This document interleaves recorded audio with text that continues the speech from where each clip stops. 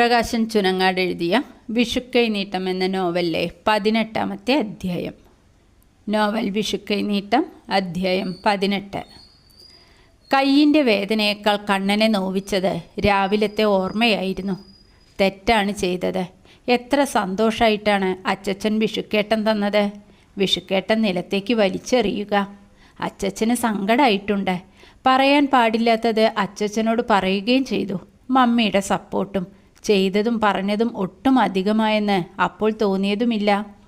അതപ്പോഴേ മറന്നു. പിന്നെയും കിടന്നുറങ്ങി. എഴുന്നേറ്റ് വന്നപ്പോഴാണ് അച്ചച്ചൻ ഫ്ലാറ്റിലില്ലെന്ന് പറയുന്നത് കേട്ടത്. എല്ലാ ഞായറാഴ്ചയും പതിവുള്ളതുപോലെ ബാറ്റുമെടുത്ത് കളിക്കാൻ പോയി. ഫ്ലാറ്റിലെ ക്രിക്കറ്റ് ടീമിൻ്റെ ഫാസ്റ്റ് ബൗളറും എക്സലൻറ്റ് ഫീൽഡറുമാണ് കണ്ണൻ. പറന്നു വരുന്ന ബോളിനെ ക്യാച്ച് ചെയ്ത് എത്ര പ്രാവശ്യം മണ്ണിലേക്ക് അടിച്ചു വീഴ്ത്തുകയും ബോൾ നിലത്ത് ടച്ച് ചെയ്യാതെ ക്രീസിൽ നിൽക്കുന്ന ബാറ്റ്സ്മാനെ ക്ലീൻ ഔട്ടാക്കുകയും ചെയ്തിട്ടുണ്ട്. ഇന്നങ്ങനെ ഡൈവ് ഒന്നും ചെയ്യേണ്ടി വന്നില്ല. ബാറ്റിൻ്റെ അടികൊണ്ട് മൂളിക്കൊണ്ടുവരുന്ന ബോളിനെ ചാടി പിടിക്കാൻ നോക്കി. കിട്ടിയില്ല. കമിഴ്ന്നടിച്ച് വീഴുകയും ചെയ്തു. വീഴുമ്പോൾ വലത്തെ കൈ കുത്തിയിട്ടുണ്ടാവണം. അതുകൊണ്ടാവാം എല്ല് പൊട്ടിയത്. സഹിക്കാൻ വയ്യാത്ത വേദനയായിരുന്നു. വലത്തെ കൈ ഇടത്തേതുകൊണ്ട് താങ്ങി പിടിച്ച് സെക്യൂരിറ്റി ക്യാബിന് ചെന്നിരുന്നു. രമണേട്ടൻ ഉടനെ ഡാഡിക്ക് ഫോൺ ചെയ്തു. അച്ചച്ചൻ്റെ മുഖം മനസ്സിൽ തെളിയുന്നു. That frozen face. ആരെയും ശാസിക്കാത്ത അച്ചച്ചൻ. വീട്ടിലെ ഒരു കാര്യത്തിലും അച്ചച്ചൻ ഇടപെടില്ല. ഒരഭിപ്രായവും പറയില്ല. അച്ചച്ചൻ സന്തോഷിക്കുന്നതോ വ്യസനിക്കുന്നതോ കണ്ടിട്ടില്ല. എപ്പോഴും കൃഷ്ണ കൃഷ്ണ എന്ന് ജപിച്ചുകൊണ്ടിരിക്കുന്നതും കാണാം. Your old man is repeating the same world always. What a waste of time. Mummy ഡാഡിയോട് പറയുന്നത് കേൾക്കാം. മമ്മി എന്തു പറഞ്ഞാലും ഡാഡി ചിരിക്കും, വെറുതെ തലകുലുക്കും. കണ്ണന് തോന്നിയിട്ടുണ്ട് daddy is always passive. Either he should be positive or negative. വീട്ടിലെല്ലാ കാര്യങ്ങളും മമ്മിയാണ് തീരുമാനിക്കുന്നത്. ഡാഡിയാണ് നടപ്പിലാക്കുന്നതെങ്കിലും daddy is so obedient. Very bad. വിഷു എന്നൊക്കെ കണ്ണൻ കേട്ടിട്ടുണ്ട്. വിഷുവിന് കൈനീട്ടം കൊടുക്കും. വിഷു ഗ്രാമങ്ങളിൽ ആഘോഷിക്കുന്നുണ്ടായിരിക്കാം. ഈ ഫ്ലാറ്റിലാരും അങ്ങനെ വിഷു ആഘോഷിക്കുന്നത് കണ്ടിട്ടില്ല. 1 രൂപ വിഷുക്കേട്ടമായി തന്നപ്പോൾ അത് പിച്ചക്കാശായിട്ടാണ് തോന്നിയത്. ഉടനെ പ്രതികരിക്കുകയും ചെയ്തു. പ്രതികരണം ശരിക്കും കൂടിപ്പോയി. മമ്മിയും അച്ചച്ചനെ ശകാരിച്ചു. അച്ചച്ചൻ്റെ പക്കൽ എവിടുന്നാണ് പൈസ? ഡാഡി കൊടുത്താലല്ലേ അച്ചച്ചൻ്റെ കയ്യിൽ പൈസ ഉണ്ടാവൂ.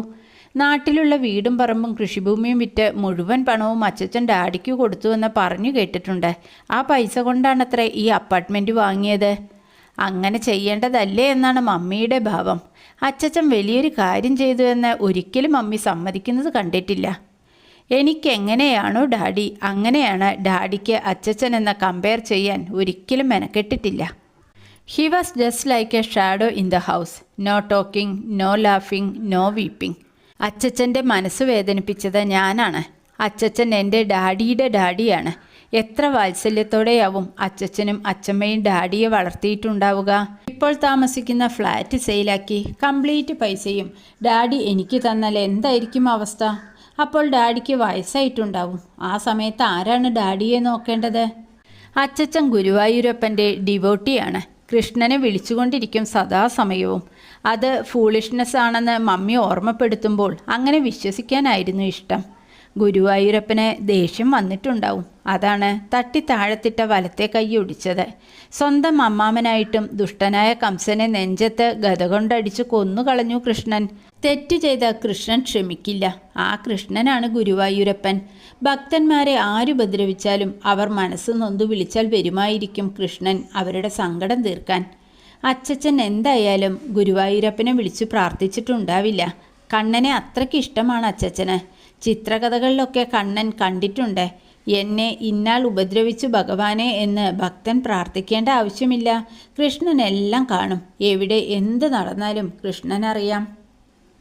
കണ്ണൻ വിഷുക്കേട്ടം വലിച്ചെറിഞ്ഞതും അച്ചച്ചൻ സങ്കടപ്പെട്ട് ആരോടും ഒന്നും പറയാതെ ഫ്ലാറ്റിൽ നിന്ന് ഇറങ്ങിപ്പോയതും ഭഗവാൻ അപ്പോൾ തന്നെ അറിഞ്ഞിട്ടുണ്ടാവും. തനിക്ക് ഇഷ്ടപ്പെട്ടില്ല എന്ന് കാണിക്കാനാവണം വിഗ്രഹം താഴത്ത് വീണു പൊട്ടിയത്. വിഷുക്കേട്ടം വലിച്ചെറിഞ്ഞ് എൻ്റെ കയ്യെ കൃഷ്ണൻ വീഴ്ത്തി ഒടിച്ചു. ഇനി ഒരിക്കലും അച്ചച്ചനെ വേദനിപ്പിക്കില്ല. അച്ചച്ചന് ഫ്ലാറ്റിലേക്ക് മടങ്ങി വരാൻ തോന്നിക്കണേ ഗുരുവായൂരപ്പ എന്ന് കണ്ണൻ കണ്ണടച്ച് പ്രാർത്ഥിച്ചു. അധ്യായം 19. ഉറക്കം വന്ന പോലെ മാലിനി സീറ്റിൽ കണ്ണടച്ച് ചാരിയിരുന്നു. ആപത്തുകൾ അവസാനിച്ചിട്ടില്ലെന്ന് മാലിനി വിശ്വസിച്ചു. ഗോപിയേട്ടൻ പറഞ്ഞത് ശരിയാണ്. കൃഷ്ണവിഗ്രഹം വീണു പൊട്ടിയത് ബാഡ് ഒമൻ തന്നെ, സംശയമില്ല. വിഗ്രഹത്തിൻ്റെ കൈ പൊട്ടിയ പോലെ കണ്ണൻ്റെ വലത്തെ കൈയിൻ്റെ എല്ലൊടിഞ്ഞു. കാറ് ആക്സിഡൻ്റായി. കൃഷ്ണൻ്റെ കോപം ഇനി ആരുടെ നേർക്കായിരിക്കും? എല്ലാറ്റിനും കാരണം സ്വന്തം അഹങ്കാരവും സ്വാർത്ഥതയുമാണ്. ആണോ? ഗോപിയേട്ടനും കുറ്റക്കാരനല്ലേ? മുൻസീറ്റിൽ അനങ്ങാതിരിക്കുകയാണ് ഗോപിയേട്ടൻ. ഗോപിയേട്ടനും വിഷമിക്കുന്നുണ്ടാവും. അകത്ത് തീ പുകയുമ്പോഴും ഒന്നും പുറത്ത് കാണിക്കില്ല. എല്ലാം ഉള്ളിലൊതുക്കിക്കൊണ്ട് നടക്കും. എന്തിനാണ് ഇങ്ങനെ ഉള്ളിൽ കൊണ്ട് നടക്കുന്നത്? ഭാര്യയ്ക്ക് ഇഷ്ടമാവില്ലെങ്കിലോ എന്ന് പേടിച്ചിട്ടോ? അതാണ് ഗോപിയേട്ടൻ്റെ കുഴപ്പം. ഭീമസേനൻ്റെ കഥ മാലിനി കേട്ടിട്ടുണ്ട്. പാഞ്ചാലി എന്താവശ്യപ്പെട്ടാലും സാധിച്ചു കൊടുക്കുന്ന ഭർത്താവായിരുന്നു ഭീമൻ. ഭൂമിയിൽ എങ്ങും കിട്ടാത്ത കല്യാണ സൗഗന്ധികം എന്ന പുഷ്പം വേണമെന്ന് പാഞ്ചാലി വാശി പിടിച്ചു. ഉടനെ അതും അന്വേഷിച്ച് പുറപ്പെട്ടു ആ വിഡ്ഢി. പറ്റില്ലെന്ന് പറയേണ്ട കാര്യമേ ഉള്ളൂ. അത് ഭാര്യയോട് പറയാൻ വയ്യ. ഹെൻപെക്ഡ് ഹസ്ബൻഡ്. മാലിനിക്ക് വെറുപ്പാണ് തോന്നിയത്. ഇങ്ങനെ ഒരു ഭർത്താവിനെ കിട്ടിയതിൽ ആനന്ദിക്കുകയായിരുന്നു ഇത്രയും കാലം. തൃശ്ശൂര് വാടക വീടെടുത്ത് താമസമായപ്പോൾ ഗോപിയേട്ടൻ തൃത്താലയ്ക്ക് പോകുന്നത് വല്ലപ്പോഴുമായി. പേടിച്ചാണ് ഗോപിയേട്ടൻ ചോദിക്കുക, നാളെ തൃത്താലയ്ക്ക് പോട്ടെ? അമ്മ കാത്തിരിക്കും. No, we will go to my house. ഗോപിയേട്ടൻ പിന്നീട് ഒന്നും പറയില്ല. സിനിമയ്ക്ക് പോകണം, അമ്പലത്തിൽ പോകണം, ആൻറ്റിയുടെ വീട്ടിൽ പോകണം, എന്തെങ്കിലും ഒരു കാരണം പറഞ്ഞാൽ മതി. ഗോപിയേട്ടൻ തൃത്താല യാത്ര മാറ്റിവെക്കും. നാളെ ഞാൻ തൃത്താലയ്ക്ക് പോകുന്നു എന്ന് ഗോപിയേട്ടൻ പറഞ്ഞതായിരുന്നെങ്കിൽ നോ എന്ന് പറയുമായിരുന്നില്ല. പെർമിഷൻ ചോദിക്കുന്നത് ഗോപിയേട്ടന് ശീലമായിരുന്നു. നോ പറയുന്നത് മാലിനിക്കും. വാടക വീട്ടിൽ താമസിച്ചു മടുത്തപ്പോൾ മാലിനിക്ക് സ്വന്തമായൊരു ഫ്ലാറ്റ് വേണമെന്ന് മോഹമായി. കണ്ണനും കാഞ്ചനയും വളർന്നത് വാടക വീട്ടിൽ തന്നെ. പ്രസവം രണ്ടും ഇടപ്പള്ളിയിൽ അമ്മയുടെ അടുത്ത്. വർഷത്തിൽ 1-2 പ്രാവശ്യം മാത്രം മാലിനി തൃത്താലയ്ക്ക് ഗോപിയേട്ടൻ്റെ അമ്മയെയും അച്ഛനെയും കാണാൻ പോയി. ടാക്സിയിൽ പോകും, സന്ധ്യയ്ക്ക് മുമ്പ് മടങ്ങും. ഒരു ദിവസം പോലും അന്തിയുറങ്ങിയിട്ടില്ല. അമ്മയും അച്ഛനും എതിർത്തു പറഞ്ഞിട്ടില്ല. അമ്മ കിടപ്പിലായപ്പോൾ ഗോപിയേട്ടൻ മാത്രം വല്ലപ്പോഴും ഒരിക്കൽ ഒന്ന് പോയി വരും. അമ്മയ്ക്ക് തീരെ വയ്യാതായിട്ടും കുറച്ച് ദിവസം മാലിനി വീട്ടിൽ പോയി നിൽക്കണമെന്ന് ഗോപിയേട്ടൻ ആവശ്യപ്പെട്ടില്ല. കണ്ണനെ LKGയിൽ ചേർത്തിരുന്നു. ഒരിക്കൽ ഗോപിയേട്ടൻ വിഷയം എടുത്തിട്ടു. കണ്ണൻ്റെ ക്ലാസ് മുടങ്ങില്ലേ എന്ന് മാലിനി തിരിച്ചു ചോദിച്ചു. ഗോപിയേട്ടൻ പറയാൻ വന്നത് മുഴുമിപ്പിച്ചതുപോലുമില്ല. ശേഖരേട്ടനെ പട്ടാമ്പിയിലെ വീട്ടിൽ ഒറ്റയ്ക്കാക്കി വത്സലമേമ തറവാട്ടിൽ പോയി നിന്നു. നാത്തൂനെ ശുശ്രൂഷിച്ചു. അമ്മ മരിച്ചു. ചടങ്ങുകൾ കഴിയുന്നത് വരെ മാലിനിക്ക് തറവാട്ടിൽ തങ്ങേണ്ടി വന്നു. അടിയന്തരം കഴിഞ്ഞ പിറ്റേന്ന് കണ്ണൻ്റെ സ്കൂളിൻ്റെ പേരും പറഞ്ഞ് മാലിനി ഗോപിയേട്ടനെയും കൂട്ടി തൃശ്ശൂർക്ക് മടങ്ങി. പിന്നെയും 1 മാസം കഴിഞ്ഞാണ് വത്സലമേമ പട്ടാമ്പിക്ക് മടങ്ങിപ്പോയത്. ഏട്ടനെ ഒറ്റയ്ക്ക് വിട്ടുപോകാൻ വത്സലമേമയ്ക്ക് പേടി. നന്നായി, അവരുടെ ചേട്ടനല്ലേ, അവരല്ലേ നോക്കേണ്ടത്. അങ്ങനെയാണ് അന്ന് ആലോചിച്ചത്. ഗോപിയേട്ടൻ മാസം തോറും അച്ഛന് പണം അയച്ചു കൊടുത്തു. അതിന് മാലിനി എതിരൊന്നും പറഞ്ഞില്ല. കണ്ണനെ പ്രസവിച്ച് 5 വർഷം കാത്തിരുന്നു കാഞ്ചനയ്ക്ക് വേണ്ടി. അവൾക്ക് 2 വയസ്സ് തികഞ്ഞ നാള് തൊട്ട് മാലിനി ഗോപിയേട്ടനെ സ്വൈരം കെടുത്തിക്കൊണ്ടിരുന്നു. ഫ്ലാറ്റ് വാങ്ങണം. ഗോപിയേട്ടന് വേവലാതിയായി. എവിടെ നിന്നുണ്ടാക്കും പണം? 3 ബെഡ്റൂം ഫ്ലാറ്റാണ് മാലിനിയുടെ ആവശ്യം. We will take A loan. Malini ഭർത്താവിനെ ആശ്വസിപ്പിച്ചു. 3 ബെഡ്റൂം ഫ്ലാറ്റ് വാങ്ങാൻ വലിയ തുക ഹൗസിംഗ് ലോൺ എടുക്കണ്ടേ? എങ്ങനെ ഇൻസ്റ്റാൾമെൻറ്റ് അടയ്ക്കും? മാലിനി പറഞ്ഞു, I will ask my daddy. ഇടപ്പള്ളിക്കുള്ള അടുത്ത യാത്രയിൽ മാലിനി അച്ഛനോട് ഫ്ലാറ്റ് വാങ്ങുന്ന കാര്യം അവതരിപ്പിച്ചു. സന്തോഷം, പക്ഷേ എന്നോട് പൈസ മാത്രം ചോദിക്കരുത്, ഞാൻ തരില്ല. Daddy, you are so cruel. ക്രൂവലാണ്, സംശയം വേണ്ട. ഫിക്സഡ് ഡെപ്പോസിറ്റിൻ്റെ പലിശ കൊണ്ടാണ് ഞാനും നിൻ്റെ മമ്മിയും ജീവിച്ചു പോകുന്നത്. നിനക്കറിയില്ലേ? ഡാഡിക്കും മമ്മിക്കും ഞങ്ങളുടെ കൂടെ താമസിക്കാം. നിൻ്റെ കൂടെ? ഗോപിയുടെ അച്ഛനെ നിൻ്റെ കൂടെ താമസിപ്പിക്കേ. അത് നടക്കട്ടെ ആദ്യം. അച്ഛൻ ഞങ്ങളുടെ കൂടെ വരില്ല. നീ അദ്ദേഹത്തെ വിളിച്ചിട്ടുണ്ടോ? ഇല്ല. പിന്നെ നിനക്ക് എങ്ങനെ അറിയാം ആ മനുഷ്യൻ നിൻ്റെ കൂടെ വന്ന് താമസിക്കില്ലെന്ന്? I feel so. അച്ഛനും മകളും സംസാരിക്കുന്നത് കേട്ടുകൊണ്ട് ഗോപികൃഷ്ണൻ നിശബ്ദനായിരുന്നു. വാ തുറക്കാൻ പോയില്ല. എന്തെങ്കിലും പറഞ്ഞാൽ മാലിനിക്ക് ഇഷ്ടപ്പെട്ടില്ലെങ്കിലോ എന്നായിരുന്നു ഗോപികൃഷ്ണൻ്റെ പേടി. കമലമ്മ മാലിനിയെ സപ്പോർട്ട് ചെയ്തു. After all she is our daughter.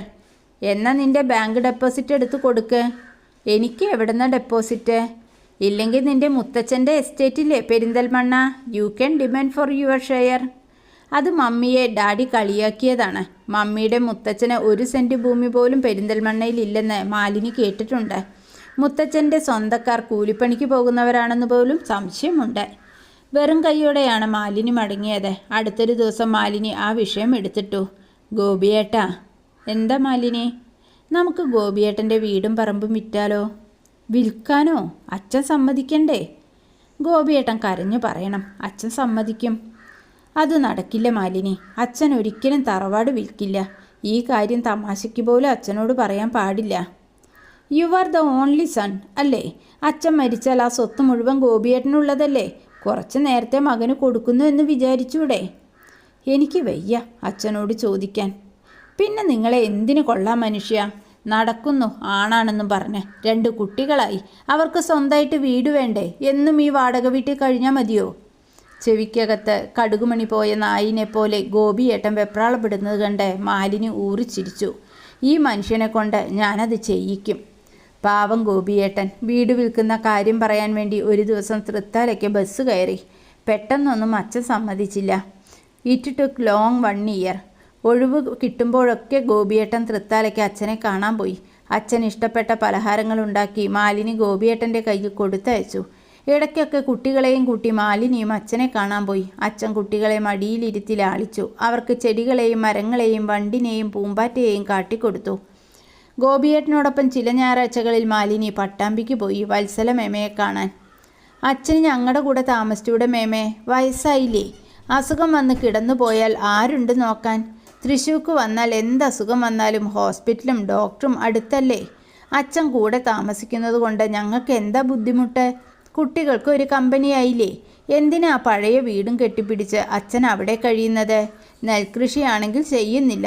പറമ്പിലാണെങ്കിൽ ആഗ്രഹമുണ്ടെങ്കിൽ തന്നെ എന്തെങ്കിലും ചെയ്യാൻ അച്ഛനെ കൊണ്ട് പറ്റില്ല. ഗോപിയും മാലിനിയും ഇങ്ങനെ നിരന്തരം പറയാൻ തുടങ്ങിയപ്പോൾ വത്സല മേമയ്ക്കും അത് നല്ല കാര്യമാണെന്ന് തോന്നി. അതുമാത്രമല്ല, ഏട്ടൻ അവിടെ ഒറ്റയ്ക്ക് കഴിയുമ്പോൾ വല്ലപ്പോഴും ചെന്ന് അന്വേഷിക്കേണ്ടി വരുന്നു. ഒരു പനി പിടിച്ചാലും ആദ്യം വിളിക്കുന്നത് വത്സലയെ. ഇങ്ങോട്ട് വിളിച്ചാൽ ഏട്ടൻ വരില്ല. ഏടത്തിയമ്മ ആ വീട്ടിൽ കിടന്നാണ് മരിച്ചത്. ഏട്ടനും ആ വീട്ടിൽ കിടന്ന് മരിക്കണമെന്ന്. വീട് വിൽക്കുന്നതാണ് നല്ലത്. ഗോപി എന്തായാലും അവിടെ ചെന്ന് താമസിക്കാൻ പോണില്ല.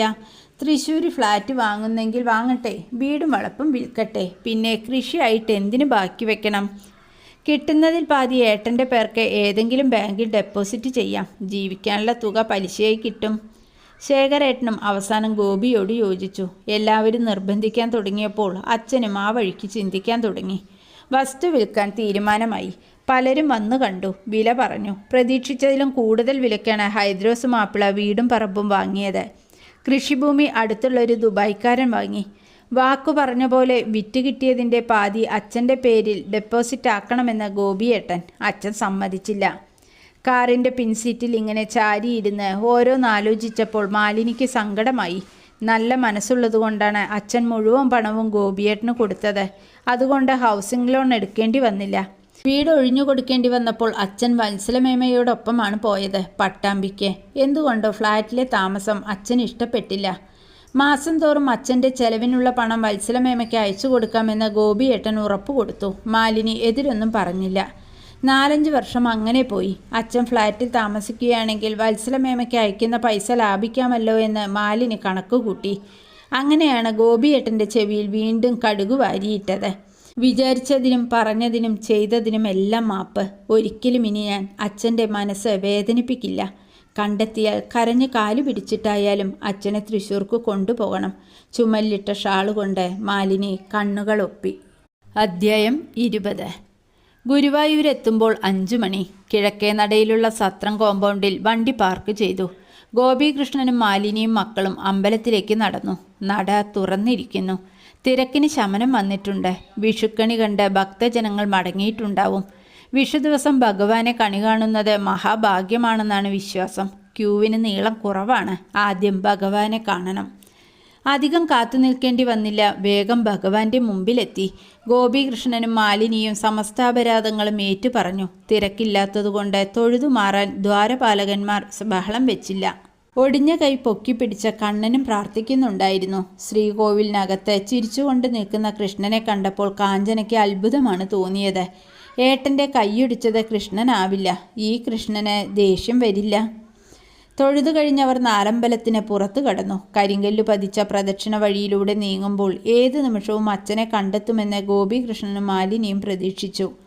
വഴിപാട് കൗണ്ടറുകളുടെ മുമ്പിൽ കുറേ അഗതികൾ ഇരിക്കുകയും കിടക്കുകയും ചെയ്യുന്നുണ്ട്. ആ കൂട്ടത്തിലൊന്നും അച്ഛനെ കണ്ടില്ല.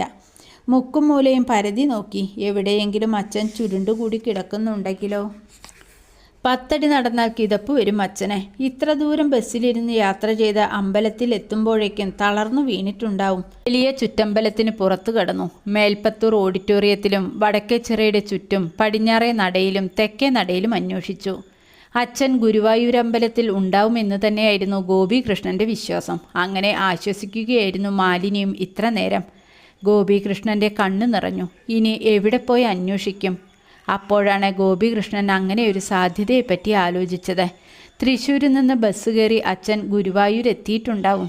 ഒരു ഗ്ലാസ് വെള്ളം പോലും അച്ഛൻ കുടിച്ചിട്ടുണ്ടാവില്ല. ക്ഷീണിച്ച് തളർന്ന് ബസ് ഇറങ്ങിയ പാടെ ബസ് സ്റ്റാൻഡിൽ തന്നെ ചുരുണ്ടു കിടന്നിട്ടുണ്ടെങ്കിലോ? സംഭവിച്ചുകൂടുന്നില്ലെന്ന് മാലിനിക്കും തോന്നി. ടാക്സിക്കാരനെ വിളിച്ചു. വണ്ടി സത്രം ഗേറ്റ് കടന്ന് പുറത്തെത്തി. തെക്കേ സ്റ്റാൻഡിലേക്ക് വിട്. തെക്കേ സ്റ്റാൻഡിൻ്റെ മുമ്പിൽ കാറ് നിർത്തി. ഗോപികൃഷ്ണനും മാലിനിയും പുറത്തിറങ്ങി. മക്കൾ 2 നടന്ന് ക്ഷീണിച്ചിരിക്കുന്നു. അവരോട് കാറിൽ തന്നെ ഇരുന്നോളാൻ പറഞ്ഞു ഗോപികൃഷ്ണൻ. പ്രകാശൻ ചുനങ്ങാടിൻ്റെ വിഷുക്കൈനീട്ടം എന്ന നോവലിലെ 21-ാമത്തെയും അവസാനത്തെയുമായ അധ്യായം. ഷാരത്തെ കുട്ടി കണ്ണിൽ നിന്ന് മറഞ്ഞപ്പോൾ മുത്തശ്ശൻ്റെ കണ്ണ് നിറഞ്ഞൊഴുകുകയായിരുന്നു. ആനന്ദം കൊണ്ടും കരച്ചിൽ വരുമെന്ന് മുത്തശ്ശന് ബോധ്യമായി. കണ്ണീര് തുടയ്ക്കാൻ പോയില്ല. 2 നീർച്ചാലുകളായി അത് കവിളിലൂടെ ഒലിച്ചിറങ്ങി നരച്ച താടിരോമങ്ങളിൽ പടർന്നു. മനസ്സിനകത്ത് എന്തെങ്കിലും കന്മഷങ്ങളോ കളങ്കങ്ങളോ ഉണ്ടെങ്കിൽ എല്ലാം കഴുകിക്കളയും ഈ കണ്ണുനീരെന്ന് മുത്തശ്ശൻ സന്തോഷിച്ചു. നട്ടുച്ച പൊരിവെയിലത്ത് ഷാരത്തെ കുട്ടിയായി മുമ്പിൽ പ്രത്യക്ഷപ്പെട്ടതും തീർത്ഥജലം കുടിക്കാൻ തന്നതും കട്ടത്തൈരും കടുമാങ്ങയും കൂട്ടി ചോറൂട്ടിയതും കയ്യു പിടിച്ച വലിയ വരമ്പത്തുകൂടി നടത്തിക്കൊണ്ടുപോയി ബസ്സിൽ കയറ്റിയിരുത്തിയതും സാക്ഷാൽ കൃഷ്ണനായിരുന്നു. മഞ്ഞപ്പട്ടും പീലിത്തിരുമുടിയും ഗോപിക്കുറിയും ഓടക്കുഴലും കള്ളച്ചിരിയും മനസ്സിൽ തെളിഞ്ഞു നിൽക്കുന്നു. മുത്തശ്ശൻ സീറ്റിൽ ചാരിയിരുന്നു. കണ്ണടച്ചു. എല്ലാം നേടി. ഇനി ഒന്നും സാധിക്കാനില്ല. മുൻസീറ്റിൻ്റെ കമ്പിയിൽ മുറുകെ പിടിക്കാൻ മയക്കത്തിലേക്കും വഴുതി വീഴുമ്പോഴും മുത്തശ്ശൻ മറന്നില്ല. ഗോപികൃഷ്ണനും മാലിനിയും കാറിൽ നിന്ന് ഇറങ്ങുമ്പോഴാണ് കുമ്പിടിയിൽ നിന്ന് തൃത്താല വഴി കുന്നംകുളവും താണ്ടി മുത്തശ്ശൻ കയറിയ ബസ് സ്റ്റാൻഡിലേക്ക് കയറിയത്. യാത്രക്കാർ ഓരോരുത്തരായി ഇറങ്ങി. തൃത്താല ആലിഞ്ചോട്ടിൽ നിന്ന് കയറിയ കാരണവർ മാത്രം ഇറങ്ങുന്നില്ല. മുത്തശ്ശനെ ഇറങ്ങാൻ സഹായിക്കണമെന്ന് ബസ് കയറ്റി വിടാൻ വന്ന പേരക്കുട്ടി പ്രത്യേകം പറഞ്ഞേൽപ്പിച്ച കാര്യം കണ്ടക്ടർക്ക് ഓർമ്മ വന്നു. അയാൾ മുത്തശ്ശൻ്റെ അടുത്തേക്ക് ചെന്നു. ആള് നല്ല ഉറക്കമാണെന്ന് തോന്നുന്നു. കാർന്നോരെ, ദാ ഗുരുവായൂരെത്തി. എന്തൊരു ഉറക്കമാണ്! കണ്ടക്ടർ തോളിൽ തട്ടി വിളിച്ചു. കാർന്നോരെ! ഒരു പൂവടർന്നു വീഴും പോലെ മുത്തശ്ശൻ്റെ നിശ്ചലമായ ശരീരം സീറ്റിലേക്ക് ചെരിഞ്ഞു വീണു. മുത്തശ്ശൻ എപ്പോഴോ ഗുരുവായൂരിൽ കൃഷ്ണൻ്റെ അടുത്തെത്തിയിരുന്നു. കുമ്പിടി ബസ്സിൻ്റെ മുമ്പിൽ ഒരാൾക്കൂട്ടം. എന്താണ് സംഭവിച്ചതെന്നറിയാനുള്ള ആകാംക്ഷ കൊണ്ട് മാത്രം ഗോപികൃഷ്ണനും മാലിനിയും അങ്ങോട്ട് ഓടിച്ചെന്നു. പ്രകാശൻ ചുനങ്ങാട് എഴുതിയ വിഷുക്കൈനീട്ടം എന്ന നോവൽ ഇവിടെ അവസാനിക്കുന്നു. പ്രകാശൻ ചുനങ്ങാടിൻ്റെ വിഷുക്കൈനീട്ടം എന്ന നോവൽ നിങ്ങൾക്കായി അവതരിപ്പിച്ചത് റംല എം ഇക്ബാൽ. നന്ദി.